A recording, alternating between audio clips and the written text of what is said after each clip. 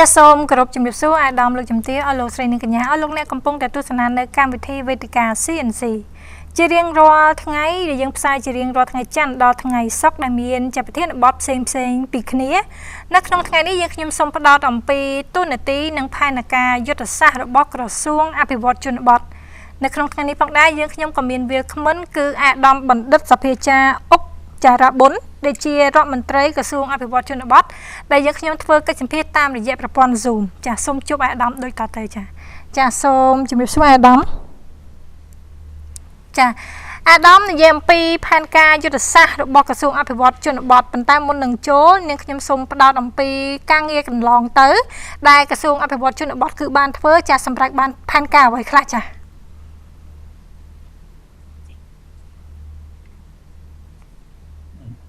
ជាបឋមខ្ញុំសូមសម្ដែងនៅសេចក្តីរីករាយនិងសម្ដែងនៅអំណរគុណជូនចំពោះទូរទស្សន៍ CNC ដែលបានធ្វើបទសម្ភាសន៍ជាមួយនឹងរូបខ្ញុំនៅពេលនេះខ្ញុំក៏សូមសម្ដែងនៅការគោរពចំពោះទូរទស្សនិកជនទាំងអស់ដែលកំពុងទស្សនានៅកម្មវិធីសម្ភាសន៍នៅពេលនេះខ្ញុំសូមជម្រាបថាកន្លងមកក្រសួងអភិវឌ្ឍជនបទគឺជាក្រសួងដែលចង់ធ្វើឲ្យមានការត្រូវធ្វើឲ្យមានការប្រែប្រួលនៅជនបទឲ្យបានប្រហាក់ប្រហែលនៅទីក្រុងឬនៅទីប្រជុំជនដែរទាំងផ្នែកវិស័យសេដ្ឋកិច្ចទាំងវិស័យពាក់ព័ន្ធនឹងសង្គមគមកិច្ចវប្បធម៌ជាដើមដូច្នេះការងារសំខាន់ពាក់ព័ន្ធទៅនឹងផ្ដល់ហេដ្ឋារចនាសម្ព័ន្ធជាមូលដ្ឋានជូនដល់ជនបទហើយនឹងបង្កលក្ខណៈឲ្យប្រជាពលរដ្ឋនៅជនបទទទួលបាននៅសេវាសាធារណៈដទៃទៀតដើម្បីកែលម្អជីវភាពរស់នៅរបស់ប្រជាពលរដ្ឋដែលកំពុងស្នាក់នៅជនបទចាអាដាមនិយាយអំពីហេដ្ឋារចនាសម្ព័ន្ធហើយនឹងការស្ថាបនាផ្លូវលំជាដើមនោះកន្លងមកក្រសួងបានអភិវឌ្ឍនៅហេដ្ឋារចនាសម្ព័ន្ធហើយនឹងផ្លូវលំនោះបានកម្រិតណាដែរចាបាទខ្ញុំសូមអរគុណចំពោះសំណួរនេះប៉ុន្តែខ្ញុំសូមជម្រាបថាមុននឹងឆ្លើយសំណួរទាំងអស់ពាក់ព័ន្ធដល់ហេដ្ឋារចនាសម្ព័ន្ធជនបទខ្ញុំសូមរំលឹកបញ្ជាក់ថានៅក្នុងនីតិកាលកន្លងមកក្រោមការដឹកនាំដ៏ឈ្លាសវៃនិងប្រកបដោយទេពកោសល្យខ្ពស់របស់សម្ដេចអគ្គមហាសេនាបតីតេជោហ៊ុនសែននាយករដ្ឋមន្ត្រីនៃព្រះរាជាណាចក្រកម្ពុជារាជរដ្ឋាភិបាលកម្ពុជាបានកំណត់យកមុខព្រួញជាអាទិភាពចំនួន4ចារួមមានផ្លូវទឹកភ្លើងនិងមនុស្សដើម្បីជំរុញការអភិវឌ្ឍប្រទេសដែលលំដាប់នៃសារៈសំខាន់របស់មុខព្រួញទាំងនោះត្រូវបានផ្លាស់ប្ដូរទៅតាមដំណាក់កាលនីមួយៗនៃការអភិវឌ្ឍក្នុងចំណោមមុខព្រួញជាអាទិភាពទាំង4ខាងលើនេះផ្លូវនិងទឹកស្ថិតនៅក្នុងសមត្ថកិច្ចមួយចំណែកដ៏សំខាន់របស់ក្រសួងអភិវឌ្ឍជនបទអ្វីបើជនបទកម្ពុជាបច្ចុប្បន្នមានការរីកចម្រើនផ្លាស់ប្ដូរមុខមាត់គួរឲ្យកត់សម្គាល់ក៏ដោយប៉ុន្តែក្រសួងនៅមានភាពចាំបាច់ក្នុងការបន្តលើកកម្ពស់គុណភាពនៃការថែទាំហេដ្ឋារចនាសម្ព័ន្ធសម្រាប់ផ្លូវជនបទសម្រាប់ការទទួលបានទឹកស្អាតប្រកបដោយសុវត្ថិភាពនិងសម្រាប់ការលើកកម្ពស់អនាម័យនៅជនបទឲ្យកាន់តែសកម្មថែមទៀតដើម្បីរួមចំណែកកសាងឲ្យបានដោយជោគជ័យនៅមូលដ្ឋានគាំទ្រសំខាន់សម្រាប់ឈានឆ្ពោះទៅសម្រាប់ចក្ខុវិស័យកម្ពុជា2030ក្លាយទៅជាប្រទេសមានចំណូលមធ្យមកម្រិតខ្ពស់ចំពោះ ការងារកសាងហេដ្ឋារចនាសម្ព័ន្ធផ្លូវថ្នល់ចាក្រសួងអភិវឌ្ឍជនបទទទួលបន្ទុកក្នុងសមត្ថកិច្ចរបស់ខ្លួននៅផ្លូវទាំងឡាយដែលជាផ្លូវនៅជនបទផ្លូវនោះមាន4ប្រភេទផ្លូវនៅជនបទគឺមានការកំណត់ប្រភេទផ្លូវទី1គឺជាផ្លូវដែលតភ្ជាប់ពីផ្លូវជាតិផ្លូវខេត្តទៅក្រុងស្រុកខណ្ឌនិងផ្លូវដែលតភ្ជាប់ពីក្រុងស្រុកខណ្ឌទៅក្រុងស្រុកខណ្ឌដដែលនេះចាផ្លូវជនបទប្រភេទទី2គឺជាផ្លូវដែលតភ្ជាប់ពីក្រុងស្រុកខណ្ឌទៅឃុំសង្កាត់ផ្លូវប្រភេទទី3ជាផ្លូវដែលតភ្ជាប់ពីឃុំសង្កាត់ទៅឃុំសង្កាត់និងផ្លូវប្រភេទទី4ជាផ្លូវដែលតភ្ជាប់ពីឃុំសង្កាត់ទៅភូមិនិងផ្លូវនៅក្នុងភូមិក្រសួងបាននឹងកំពុង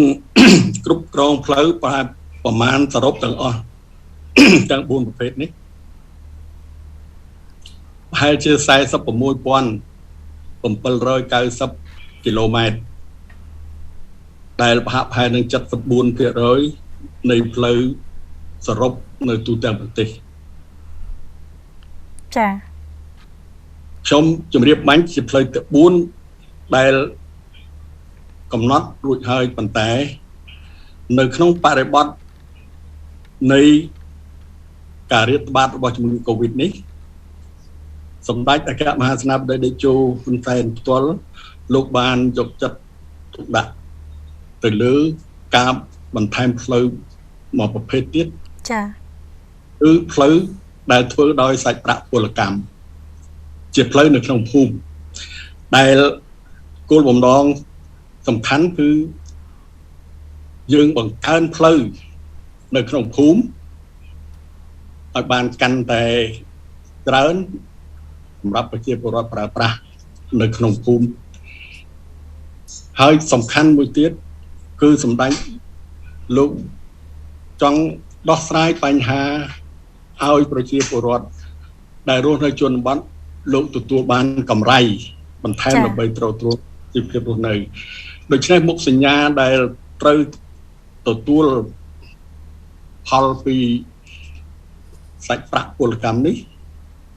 ក្នុងការធ្វើផ្លូវគឺប្រជាពលរដ្ឋដែលនៅជនបទតែលោកមិនទាន់មានការងារធ្វើ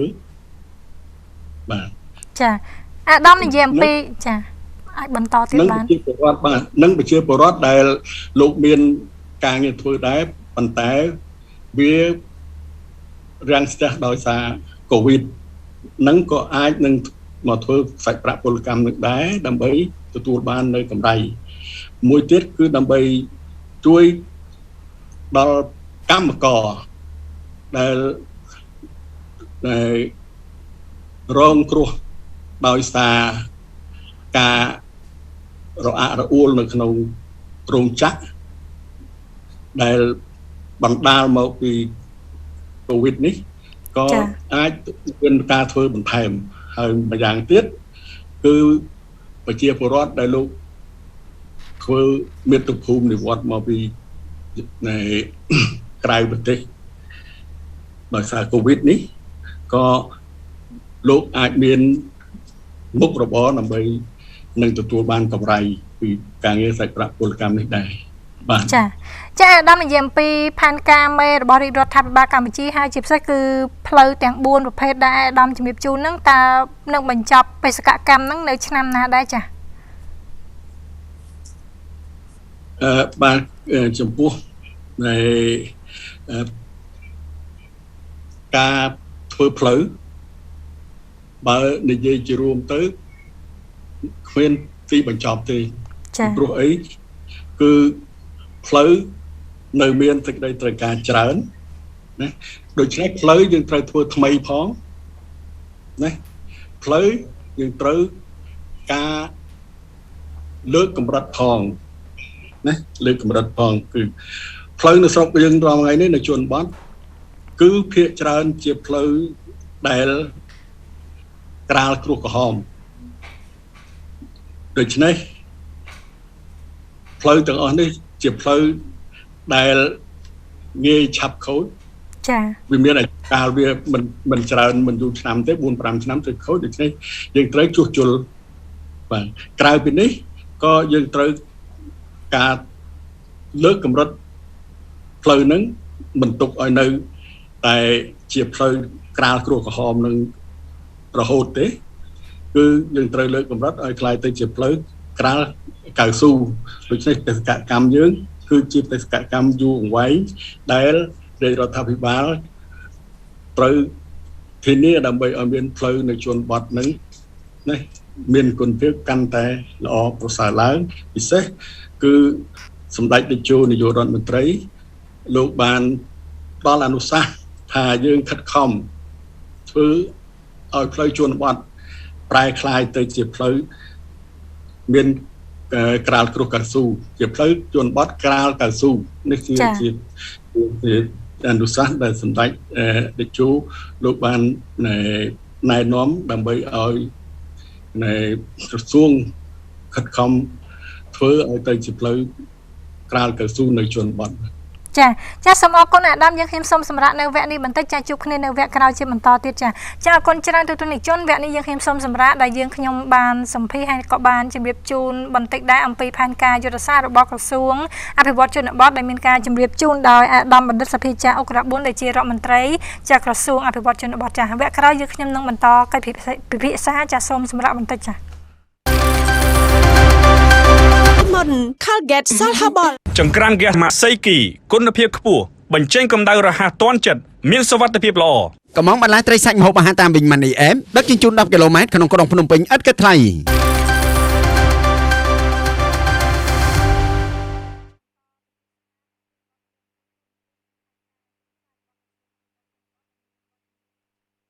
បណ្ឌិតសភាចាអុក4ដែលជារដ្ឋមន្ត្រីក្រសួងអភិវឌ្ឍជនបទដែលជម្រាបជូនអំពីប្រធានបទនេះចាបន្តប្រធានបទទៀតចាអាដាមស្ដីអំពីនៅពេលដែលក្រសួងអភិវឌ្ឍជនបទគឺបានធ្វើការ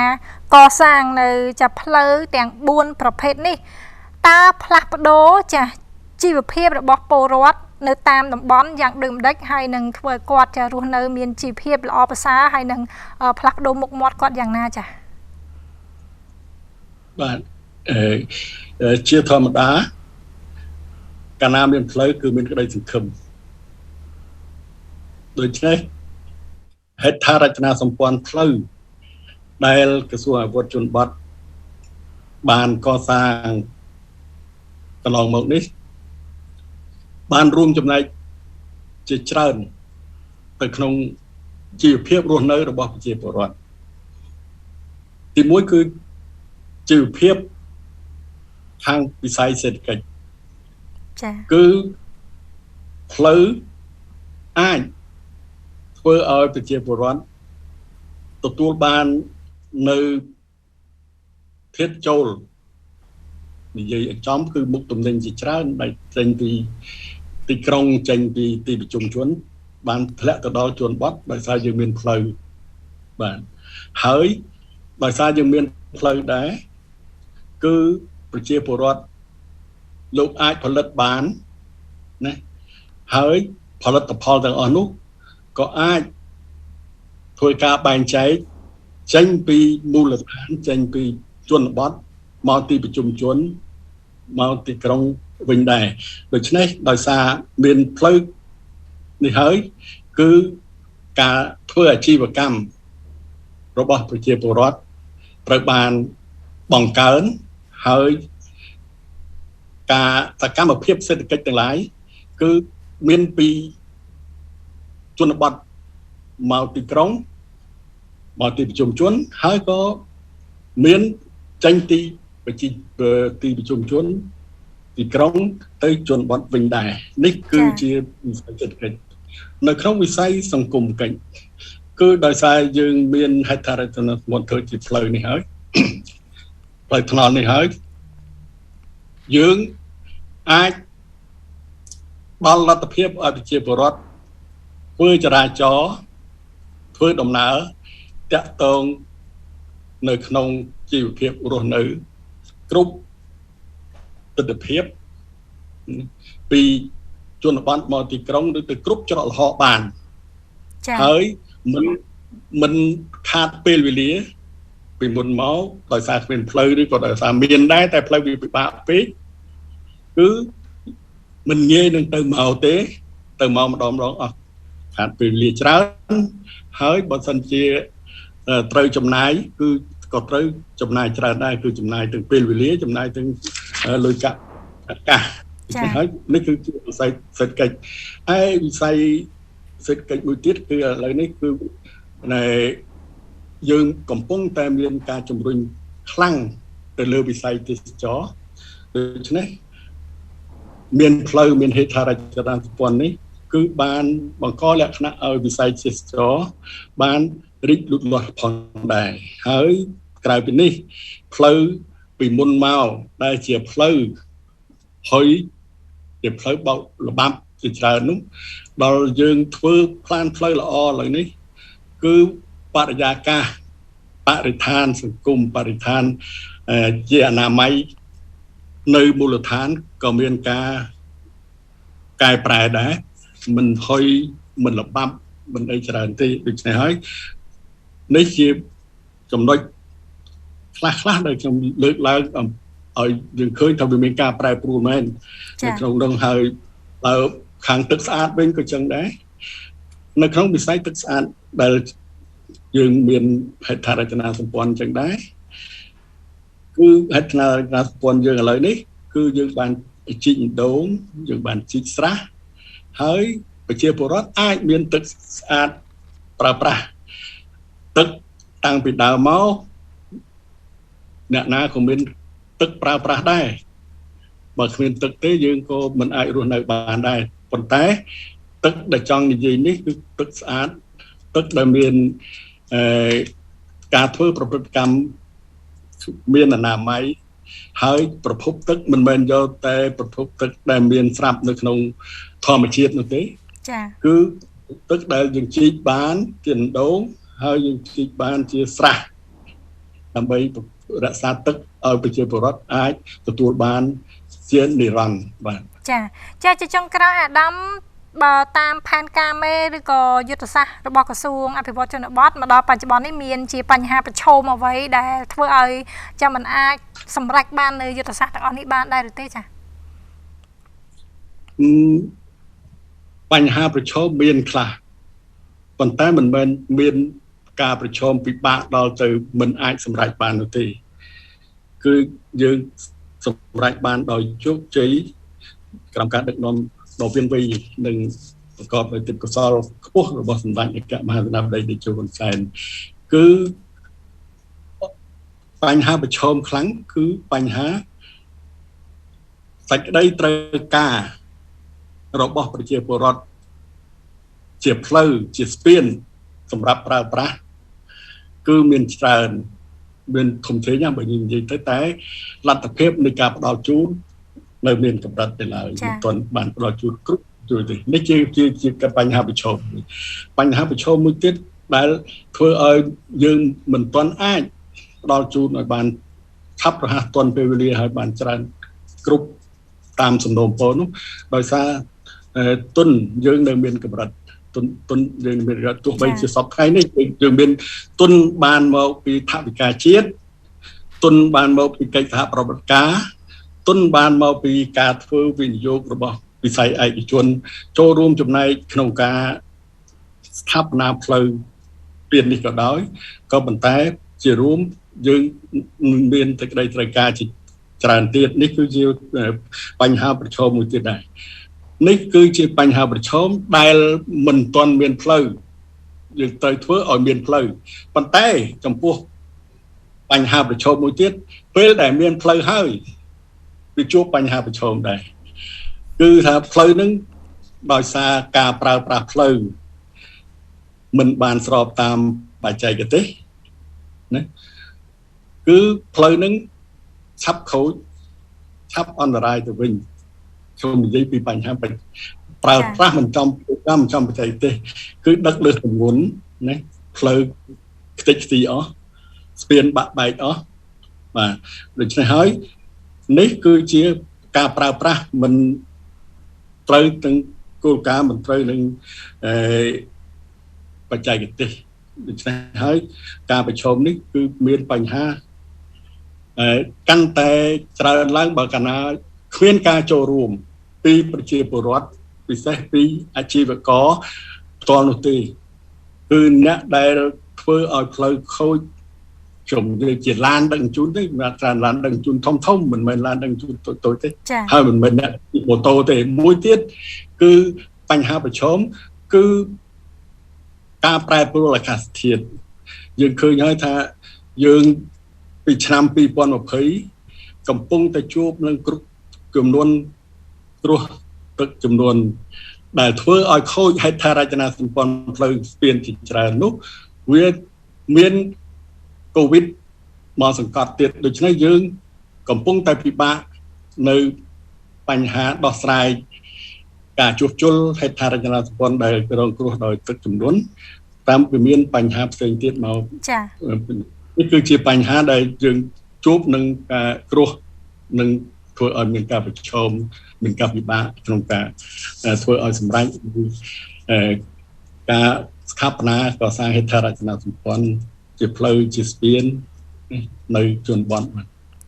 ចាសូមអរគុណអាដាមដោយសារតែពេលវេលាយើងមានកំណត់ចា៎នាងខ្ញុំសូមអរគុណចំពោះការចូលរួមហើយនឹងការជម្រាបជូនអំពីផែនការនិងទូនាទីរបស់ចាស់ក្រសួងអភិវឌ្ឍជនបទសម្រាប់ឆ្នាំ2021ហើយក៏ដូចជាអ្វីដែលក្រសួងគឺបានធ្វើកន្លងមកចាសូមជម្រាបលាអាដាមចាអរគុណចាទូទាំងនិកជនកម្មវិធីរបស់យើងខ្ញុំក៏ឈានចូលមកដល់ទីបញ្ចប់ដែលអស់លោកអ្នកទើបតែទស្សនាអំពីកិច្ចពិភាក្សាចាស្ដីអំពីទូនាទីនិងផែនការយុទ្ធសាស្ត្ររបស់ក្រសួងអភិវឌ្ឍជនបទដែលមានវត្តមានរបស់អាដាមបណ្ឌិតសភាចាអុករាប៊ុនដែលជារដ្ឋមន្ត្រីក្រសួងអភិវឌ្ឍជនបទមកជម្រាបជូនពីកម្មវិធីសូមអរគុណសូមគោរពលា